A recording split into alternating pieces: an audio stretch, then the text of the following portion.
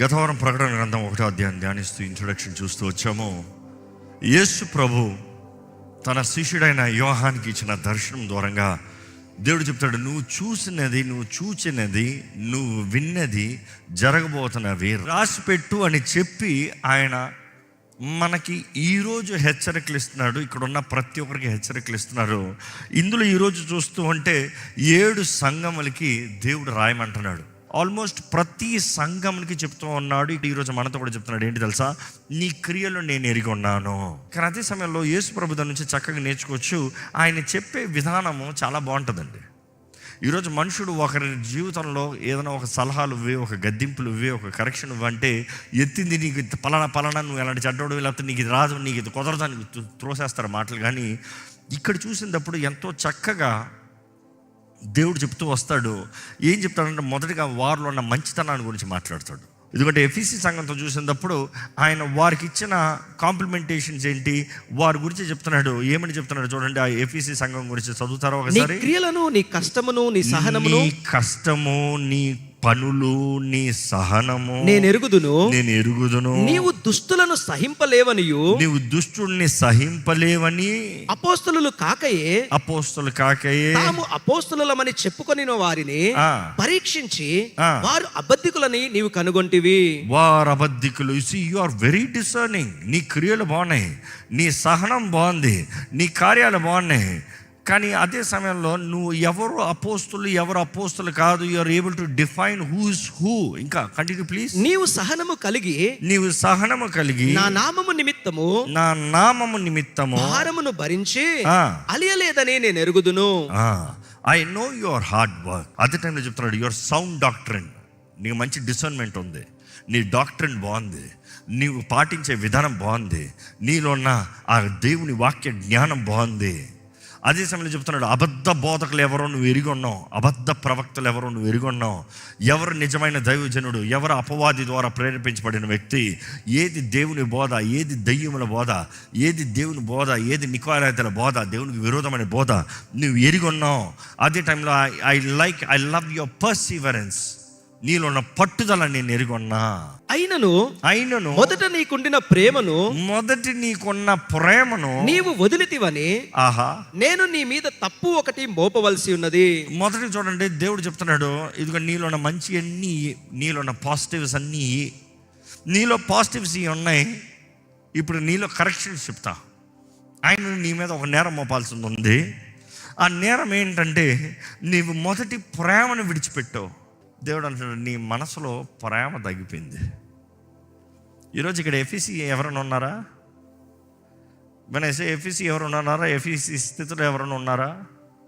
ఏమో దేవుని ఆలయానికి నమ్మకం వస్తున్నామేమో, దేవుని కొరకు ఏదైనా ఘనంగా చేస్తున్నామేమో, దేవుని కొరకు ఏదైనా ప్రయాసపడుతున్నామేమో, దేవునికి ఎంతో పోరాడుతున్నామేమో. కానీ ప్రేమతో చేస్తున్నావా, లేకపోతే చచ్చిన స్థితిలో ఉన్నారా? Do you love God the way you use to love?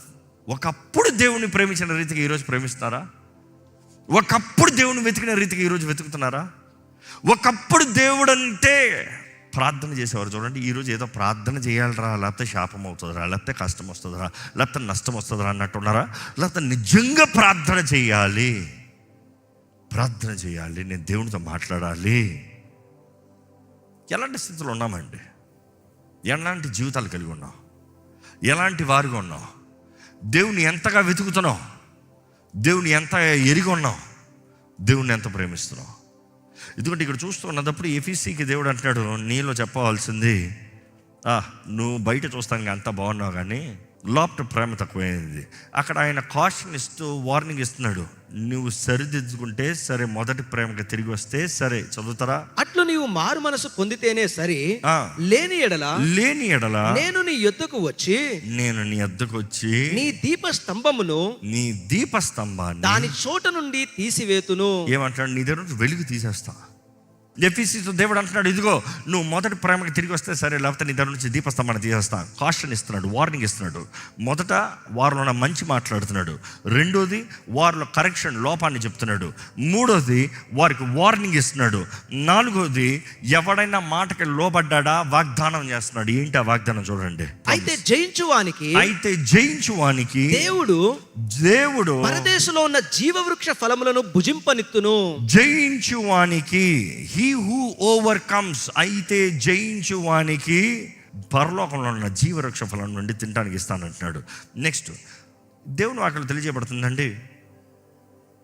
దేవుడు ప్రతి ఒక్కరికి ఈ వాక్కు నుండి రాస్తున్నాడు. వారి స్థితి ఏంటి, వారి జీవితం ఏంటి, వారి పరిస్థితి ఏంటి, వారు చేయవలసింది ఏంటి. సో ఇక్కడ ఎఫీసీతో చెప్పినప్పుడు ఆయన దేవుడిచ్చే కమాండ్ ఒకటి ఏంటంటే 3 స్టెప్స్లో చెప్పచ్చు. Remember, repent, return. ఎక్కడి నుండి పడ్డావో జ్ఞాపకం చేసుకో. రిపెంట్, తిరిగిరా. రిటర్న్, నా దగ్గర ఇచ్చారు. మరలా ముందుకు రా. మరలా ముందు చేసిన కార్యాలు చెయ్యి. మళ్ళీ ముందు నా కొరకు బ్రతికినట్టు బ్రతుకు. మరలా ముందు నన్ను ప్రేమించినట్టు ప్రేమించు. మరలా ముందు నన్ను సేవించినట్టు సేవించు. ఈరోజు దేవుడు ఎవరితో చెప్తున్నాడు? మీతో చెప్తున్నాడా? ఇక్కడ ఎవరైనా ఎఫీసీ ఉన్నారా? చూసుకోండి. నెక్స్ట్ చూస్తామండి, స్మరణ సంఘాన్ని చూస్తాం. స్మరణ సంఘంతో మాట్లాడుతూ దేవుడు ఏమంటాడు చూడండి. నీ శ్రమను, నీ దరిద్రత నేను ఎరిగి ఉన్నాను. ఆయనను నీవు ధనవంతుడవే. తాము యూదులమని చెప్పుకొనుచు. ఇక్కడ అక్కడ ఉన్న వ్యక్తుల గురించి మాట్లాడుతున్నాడు. ఎవరి గురించి ఏమని చెప్తున్నాడు? తమలు యూదులని చెప్పుకుంటూ, యూదులు కాక సాతాను సమాజపు వారి వలన నీకు కలుగు దూషణను నేను ఎరుగుదును. నీవు పొందబోవు శ్రమలకు భయపడకుము. ఇదిగో మీరు శోధింపబడినట్లు అపవాది మీలో కొందరిని చెరలో వేయింపబోచున్నాడు. 10 దినములు శ్రమ కలుగును. మరణము వరకు నమ్మకముగా ఉండుము. నేను నీకు జీవ కిరీటం ఇచ్చెదను. సంగములతో ఆత్మ చెప్పుచున్న మాట చెవిగలవాడు వినుగాక. స్మరణ పరిస్థితి చూసినప్పుడు క్రైస్తవులకి భయంకరమైన హింస. కాల్చివేయబడతాం, సింహాల బోన్లో వేయబడతాం. లిటరల్గా తల్లులు బిడ్డలు వేరు చేయబడి ఎంత కఠినమైన కార్యాలు చేసేవాడు తెలుసా? హిస్టరీలో డాక్యుమెంట్ చేయబడింది. పాలు తాగే బిడ్డలు రొమ్ముల మీద నుంచి తల్లిదండ్రుల నుంచి తీసేసుకుని పక్క గదిలో చెరసాల్లో పెట్టి తాళం వేసి, ఈ తల్లిని ఇంకో బోన్లో పెట్టి తాళం వేసి, బిడ్డ ఏడుస్తూ ఉంటే పాలు కొరకు, యేసుప్రభు దేవుడు కాదని చెప్పు, ఎంపరర్ దేవుడిని ఒప్పుకో. నువ్వు ఒప్పుకుంటే నీ బిడ్డకు పాలవచ్చు. ఆ తల్లి అంట ఏడ్చి బిడ్డ ఏడ్చి స్లోగా బిడ్డ ఏడుపులు తగ్గిపోతాం, తల్లి ఏడుపులు ఎక్కువ అవుతాం. ఏమైంది? బిడ్డ చనిపోయింది. అయినా కూడా తల్లి ఒకటే నమ్మింది, ఈ లోకాన్ని నా బిడ్డ విడిచిన ఆ రాజ్యంలో మరలా చూస్తా, ఆ రాజ్యంలో దేవునితో చూస్తా, ఈ శ్రమలన్నీ దాటి అక్కడ చూస్తా. ఇవన్నీ తాత్కాలికమే, నిరంతరమైన ఆ రాజ్యంలో దేవునితో ఉంటుంది నా బిడ్డ. చూసి అలాగా త్యాగంతో బ్రతికారండి. ఈరోజు సంఘ పరిస్థితి చెప్పండి. యేసు కొరకు నువ్వేం త్యాగం చేయగలిగావు? యేసు కొరకు నువ్వేం నష్టపోయగలిగావు? యేసు ప్రభు కొరకు ఏంటి విడిచిపెట్టగలిగావు? What have you lost? What can you lose for Christ? Is there anything that you are lost? In fact ఈరోజు సంఘం ఎట్లా ఏంటంటే, యేసు నమ్ముకుంటే నాకు ఎందుకు ఇది పోవాలి, ఇది పోతే దేవుడు ఏడి, ఇది జరగపోతే దేవుడు ఏడి. ఆ రోజుల్లో సంఘాలు లేరు. ఇక్కడ స్మరణలో చూసినప్పుడు దేవుడు చెప్పిన మాటలు మరొకసారి చూద్దామండి. ఇదిగో మీరు శోధింపబడినట్లు అపవాది మీలో కొందరిని చెరలో వేయింపబోచున్నాడు. 10 దినములు శ్రమ కలుగును. మరణము వరకు నమ్మకముగా ఉండుము. నేను నీకు జీవ కిరీటం ఇచ్చెదను. దేవుడు వారితో మాట్లాడేటప్పుడు వారికి అర్థమయ్యేలాగా మాట్లాడుతున్నాడు. వారితో రోజుకి రోజు చూసినట్టుగా మాట్లాడుతున్నారు. వారితో మాట్లాడుతూ జయించిన వాడికి ఇదిగో జీవ కిరీటాన్ని ఇస్తా. ఆ రోజు ఈ కిరీటం ఏంటంటే మామూలు రాజు చేసే కిరీటం వేరు, ఈ కిరీటం వేరు. ఈ కిరీటం ఏంటంటే అక్కడ 20,000 పీపుల్ స్టేడియం ఉంది, ఒలింపిక్స్ జరిగేది. సో ఆ ఒలింపిక్స్లో జయించిన వాడికి విక్టర్కి వేసే కిరీటం, జయించిన వాడికి. అందుకనే దేవుడు అంటాడు, జయించిన వాడికి జీవ కిరీటాన్ని ఇస్తా అంటాడు. జయించిన వాడికి అన్న మాట చూసినప్పుడు నికావో, ఓవర్కమర్కి. నికావో అన్న word derived from the word Nike, a Greek word నికావో. నైకీ అంటే overcome, win, victor, victory, victor అనే ఫీలింగ్. సో ఆ విక్టర్కి దేవుడు అంటున్నాడు, నేను జీవ కిరీటాన్ని ఇస్తాను, విక్టర్కి ఇచ్చే క్రౌన్ ఇస్తాను. అంటే ఆ రోజుల్లో వారు విక్టర్స్, ఆ ఛాంపియన్స్ తెల్ల వస్త్రం ధరించుకుని తెల్లపైన ఆ కిరీటం పెట్టుకుని వారు నడుచుకుని వెళ్తూ ఉంటారు వీధుల్లో. అందరు చెప్తారు, ఈడు జయించినోడు, ఈడు జయించినోడు, ఈడు జయించినోడు. వారికి అర్థమయ్యే భాషలో చెప్తున్నాడు, నువ్వు జయించావు అనుకో, నేను నీకు జీవ కిరీటం ఇస్తా. నువ్వు నా రాజ్యంలో పరలోకంలో నడిచేటప్పుడు నీ తలపైన కిరీటం చూస్తారు అందరూ. ఆ రాజ్యంలో నీకు అందరూ చెప్తారు, వీడు జయించినోడు, తను జయించిన స్త్రీ, వీరు వీరులు, దర్ విక్టర్స్ అని పిలుస్తారు. ఈరోజు మిమ్మల్ని అడుగుతున్నానండి, కిరీటం సంపాదించుకుంటారా? ఏమో సైలెన్సే, ఒక నలుగురు మాత్రం ఇస్తారు. ఇది కూడా నెక్స్ట్ ఇది అందరూ ఇస్తూనే ఉంటారు. మై నెక్స్ట్ క్వశ్చన్ అంటే ఏ విషయంలో జయించుంటారు, ఏ విషయంలో సంపాదించుకుంటారు? That is the thing. పోరాటం లేనిది కిరీటం లేదు. ఈరోజు పోరాటంలో ఉన్నామంటే పోరాటంలో ఉన్న సంగతితో చెప్తున్నాడు దేవుడు, పోరాడు, జయించు, నేను నీ కిరీటాన్ని ఇస్తా, నేను నీకు ఘనతని ఇస్తా. యూసీ స్మరణ చూసినప్పుడు అండి, స్మరణ it is again to say this place as a lot of struggles for believers. ఇక్కడ ఒక గొప్ప దైవజనుడు ఉండేవాడు, ఆ సంఘపు బిషప్. ఆ సంఘపు బిషప్ ఎవరంటే పాలికార్ప్ అనే వ్యక్తి. పాలికార్ప్ అనే వ్యక్తి యోహాను శిష్యుడిగా కనబడుతున్నాడు. ఎప్పుడైతే శ్రమలు అధికమయ్యాయో టార్గెట్ చేసేది ఎవరు? ఫస్ట్ క్రైస్తవులు అన్నప్పుడు ఆ బిషప్ని. ఈయనను పట్టుకుని తీసుకుని వెళ్ళి, యేసు ప్రభు దేవుడు అనేది నువ్వు ఇంకా డినై చేయాలి, ఇంకా యేసు దేవుడు కాదు, ఎంపరర్ దేవుడు అని ఒప్పుకో, బ్రతుకుతావు, లేకపోతే చచ్చిపోతావు. ఆయన ఏమాత్రం తెగించలే. నేను యేసుకి తప్ప ఎవరికి మోకుండా యేసే నా దేవుడు అని చెప్పాడు. చెప్పిన వెంటనే ఆయన్ని ఒక స్తంభానికి కట్టిపెట్టి మొత్తం ఆ వేసి గడ్డేసి ఆయన్ని మంట అంటించి కాల్చేస్తానికి మరలా అంటిస్తూనే ఉన్నారంట.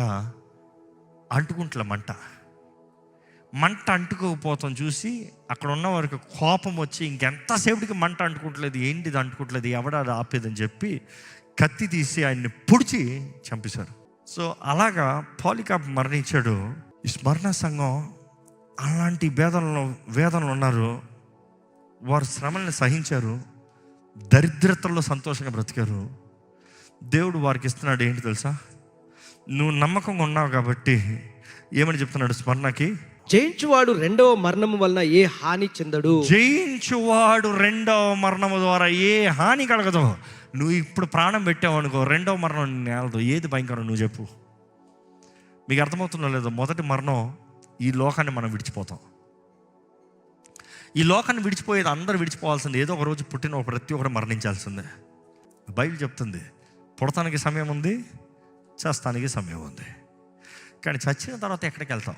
మిమ్మల్ని అడిగేది అదే. ఈ మొదటి మరణము తర్వాత రెండో మరణం ఉందా, జీవం ఉందా, నిత్య జీవం ఉందా? అది చాయిస్. అది ఇప్పుడు బ్రతుకున్నప్పుడు మనం చేయవలసిన నిర్ణయం అనేది బైబిల్ తెలియజేస్తుంది. ఇప్పుడు నిర్ణయించుకోవాలి, నిరంతరము యేసుతో ఘనముగా, ఏ బాధ లేని, ఏ కష్టం లేని, ఏ చింత లేని, సాతాను లేని ఆ రాజ్యంలో బ్రతుకుతావా? లేకపోతే ఇక్కడ ఇష్టముచ్చలాగా బ్రతికి, పోయినవారు మాట్లాడుకుంటూ వచ్చాం ధనవంతుల లాజరు కథ. నిరంతరము సాతాను కూడా అగ్నితో మండే గుండంలో పడవి పడతారంట. అందులో పడిన అంటే చాలా ఒకరు అన్నారు, ఏముందండి ఇక్కడ చేస్తాను అక్కడ చేస్తాను కదా, రెండు చచ్చిపోతాం కదా, ఇంకా నా పని అయిపోయింది కదా. నువ్వు అనుకున్న చావు కాదు. రెండవ మరణం అంతా అనుకుంటున్నావు, అందులో పడేసిన వెంటనే ఏదో ఖాళీ చచ్చిపోతామని. For ever and ever torture. ఎంత కాలం అని కాదు, దాని ముందు 1000 years రూల్ ఉంది. అక్కడ కనీసం 1000 years అని చూచాయి ఒక నెంబర్ ఉంది. కానీ రెండవ మరణం గురించి మాట్లాడినప్పుడు ఇంకా ఫర్ ఎవర్. సాతాన్ని ఎంతకాలం దేవుడు నాశనం చేయాలనుకుంటున్నాడు? ఆత్మ కదా. ఆ ఆత్మతో అపవాది వాడు అనుచరులందరినీ ఫర్ ఎవర్ అండ్ ఎవర్ అగ్నితో మండే గుండంలో పడేస్తాడు. అది రెండవ మరణం. అదే దేవుడు ఇక్కడ అంటున్నాడు, నువ్వు మొదటి మరణానికి భయపడలేదు, వండర్ఫుల్. జయించిన వాడికి నికావోకి రెండవ మరణంకి అధికారం ఉండదు మొత్తానికి. You will be a special one. Next చూస్తున్నాం, ఏ సంఘం చూస్తున్నాం? పెర్గమ చూస్తున్నాం. పెర్గమ సంఘం చూసినప్పుడు అయ్యో ఇంకా భయంకరంగా ఉంటుంది. చదువుతామంటే ఒకసారి. పెర్గమలో ఉన్న సంఘపు దూతకు ఇలాగు వ్రాయుము, వాడి అయిన 2 అంచులు గల ఖడ్గము గలవాడు చెప్పు సంగతులు ఏమనగా, సాతాను సింహాసనం ఉన్న స్థలములో. ఏంటంట? సాతాను సింహాసనం ఉన్న స్థలం అంట. పెర్గమం ఎలాగంటే అందరు ఎంపరర్స్కి విగ్రహాలు ఉంటాయి, అందరు ఎంపరర్స్కి టెంపుల్స్ ఉంటాయి, అందరు ఎంపరర్స్కి ఒక ఐడెంటిటీ ఉన్న ప్లేస్. అండ్ వీటన్నిటికి మించి సాతాను సింహాసనం ఉన్న స్థలం అని చెప్తున్నాడు యేసు ప్రభు. అంటే ఎవరిది తెలుసా? జైస్ టెంపుల్ ఉంది అక్కడ. జైస్ గాడ్ రోమన్ మిథాలజీ ప్రకారం థండర్ అండ్ లైటింగ్ గాడ్, ఉరుములు మెరుపులు. ఏ పని జరగాలన్నా జైస్ దగ్గరికి వెళ్తే అయిపోతుంది అనేవారు వారి మిథాలజీ ప్రకారం. సో ఈరోజు జైస్ టెంపుల్ చూస్తే it is made as the throne, ఒక సింహాసనం లాగా ఉంటుంది. కానీ ఇక్కడ చూస్తే ఎన్నో మెట్లు, ఎన్నో గదులు, కావాల్సిన పూజలు, కావాల్సినంత బలులు, ఎంతో గంభీరంగా కనబడుతుంది. అది ఎంతో పెద్దది. సాతాను సింహాసనం ఉన్న స్థలంలో నీ ఉన్నావు అనేది యేసు ప్రభు చెప్తున్నాడు. ఇంకేం చెప్తున్నాడు చూడండి అక్కడ.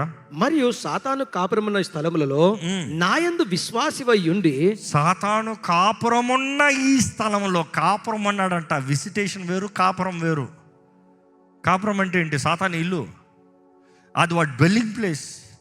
ఆ స్థలంలో చదవండి, నాయందు విశ్వాసివై ఉండి నన్ను గూర్చి సాక్షి అయిన అంతిపయు అనువాడు మీ మధ్య చంపబడిన దినములలో నీవు నా నామమును గట్టిగా చేపట్టి, నువ్వు నా నామాన్ని గట్టిగా చేపట్టి నాయందలి విశ్వాసమును విసర్జింపలేదని నేను ఎరుగుదును. వారిలో ఉన్న మంచిని చెప్తున్నాడు.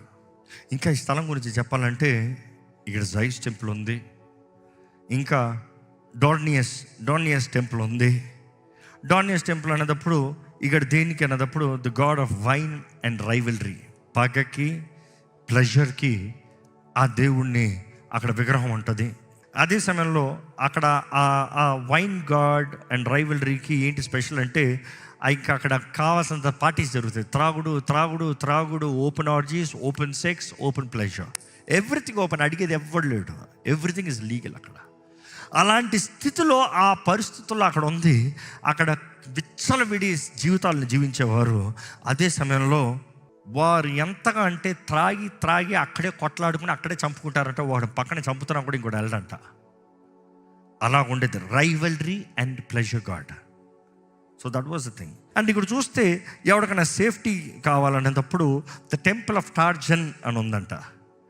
ఎవరికైనా క్షేమం కావాలంటే టెంపుల్ ఆఫ్ టార్జన్ దగ్గరికి వెళ్ళి అక్కడ ఎంపరర్ కల్ట్, ఇదిగో ఈ ఎంపరర్ దేవుడు, ఈయన నేను పూజిస్తాను, నాకు క్షేమం కలుగుతుంది, ఆ రీతిగా బ్రతికేవారు.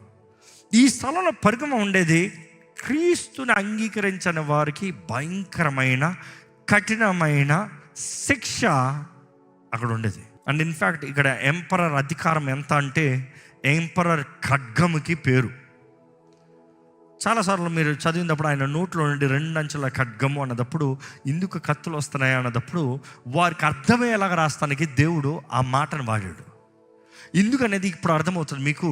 ఎందుకంటే the sword of emperor is the power, ultimate power. అక్కడ అంటే ఒకడు బ్రతకాలా చావాలా నిర్ణయించేది ఎంపరర్. ఎందుకంటే ఎంపరర్ ఉండే స్థలం.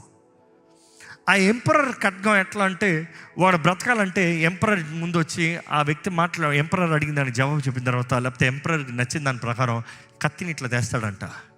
ఇట్లుంటే బ్రతుకు, ఇట్లుంటే చావు. సో ఎంపరర్ కత్తి నిర్ణయిస్తాడంట, బ్రతకాలా చావాలా అని. కానీ దేవుడు అంటాడు, ఎంపరర్ కాదు నేను నిర్ణయించదు, నేను నిర్ణయిస్తాను. నా నోటి నుండి వస్తుంది 2 అంచుల ఖడ్గం. I will decide whether he will live or die. ఇక్కడ చెప్తున్నాడు లివ్, తర్వాత చూస్తాం దేవుడు శత్రువుతో డై. సో దేవుడు నిర్ణయిస్తాడు అనేది తెలియజేయబడుతుంది. సో ఇక్కడ చూసినప్పుడు కమింగ్ బ్యాక్, ఇక్కడ ఒక వ్యక్తి గురించి రాయబడింది. ఎవరి గురించి? అంతిపస్ గురించి. ఒకసారి చదువుతాం ఆ వ్యక్తి గురించి. దేవుడు ఏం చెప్తున్నాడు?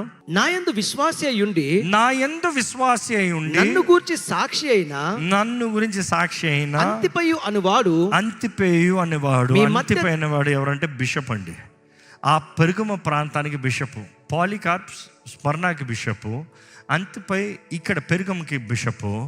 ఆయన ఏమయ్యాడు? ఆయన ఏం చేశారు? చంపబడ్డాడు. ఎలా చంపబడ్డాడు తెలుసా? Listen to this. ఆది సంఘం ఎలాగ వారి జీవితాలని దేవుని గురించి సమర్పించారో మీరు తెలుసుకోవాలి. మీరు చేసేది ఏదో త్యాగం అనుకుంటున్నారేమో. See how they have sacrificed for Jesus Christ. ఆ జైస్ టెంపుల్ గురించి ఇందాక మాట్లాడుతూ వచ్చాం. ఆ సింహాసనం ముందు బలి ఉంటుందంట. అక్కడ బలిపీఠం చూస్తే అది ప్రత్యేకంగా they made out of bronze. ఆ బ్రాంజ్తో చేశారు ఒక దూడలాగా. ఆ పెద్ద దూడ నోట్లో ఆ బోర పెట్టబడుతుంది. వెనకాల నుండి ఈ మనుషుల్ని లేకపోతే పొట్టలో నుండి ఈ మనిషిని ఎవరినైతే కట్టి పెట్టి లాట పడేస్తారంట. అట్లా లాటుకు పెట్టేసిన వెంటనే ఇంకా బలి ఇస్తానికి కింద మంట అంటిస్తారంట. మంట అధికమవుతుంది. లాప్ట్ ఉన్న వ్యక్తి స్లోగా మూలుగుతో స్టార్ట్ చేస్తాడంట. ఆ మూలుగుతున్న వ్యక్తి ఆ మూలుగుడు ఎలా వెళ్తాడు అనుకుని చూడు, ఆ హార్న్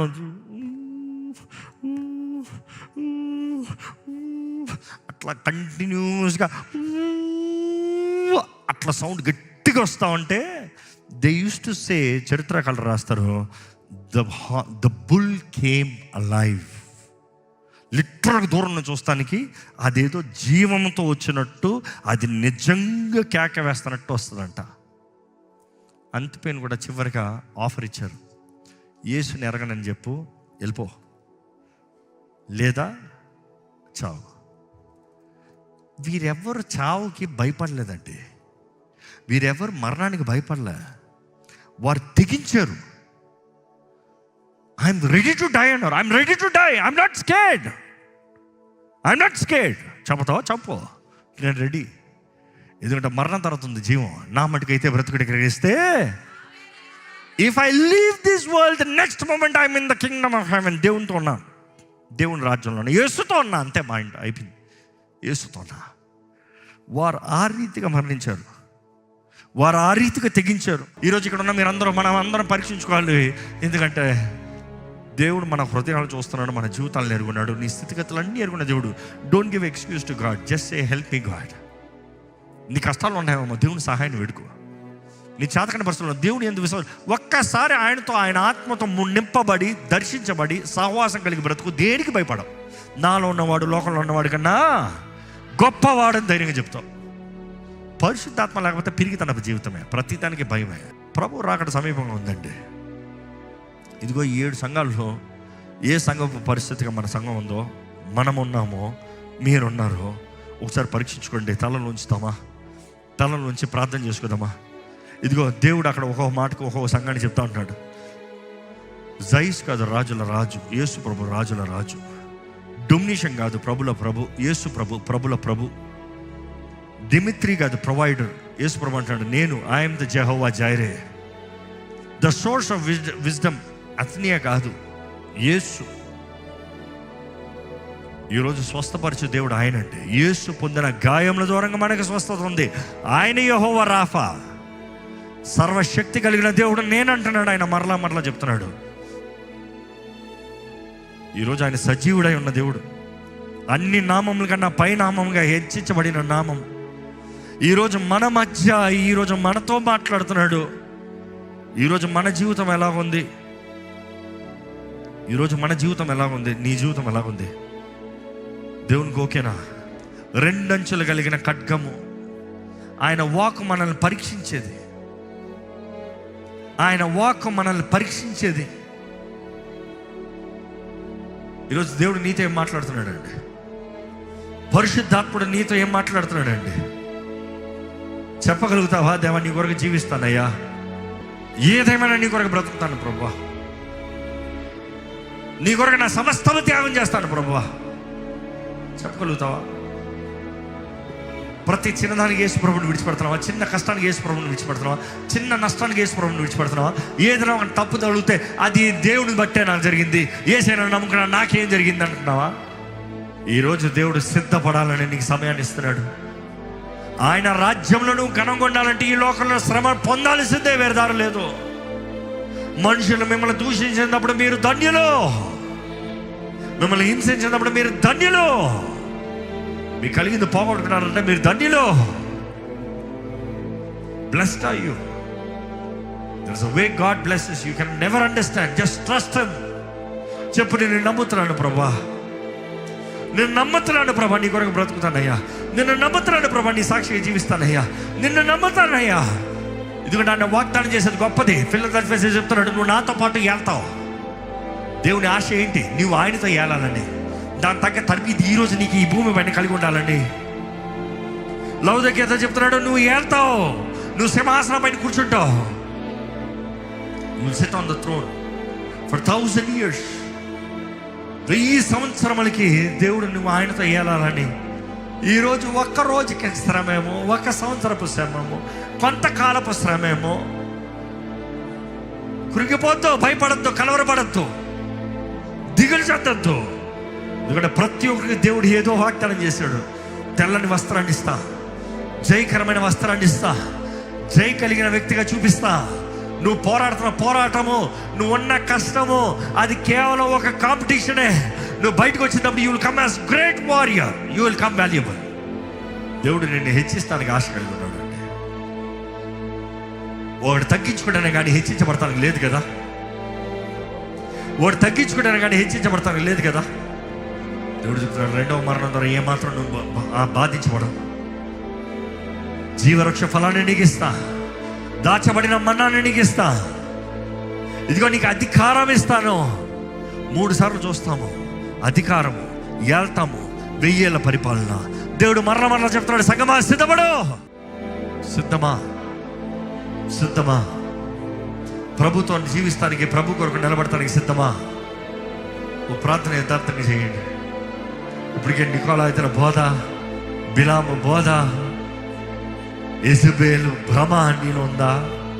విడుదల కావాలంటే అడుగు వేసే, నాకు విడుదల దయచేయ్యా, నన్ను యూములోండి బయటికి తీసుకురాయ్యా, నాకు సహాయాన్ని దయచేయ్యా, నాకు జయము దయచేయ్యా, నా తోడుండి నన్ను బలపరచు ప్రభువా, నన్ను బలపరచు ప్రభు. అడుగు, దేవుణ్ణి అడుగు.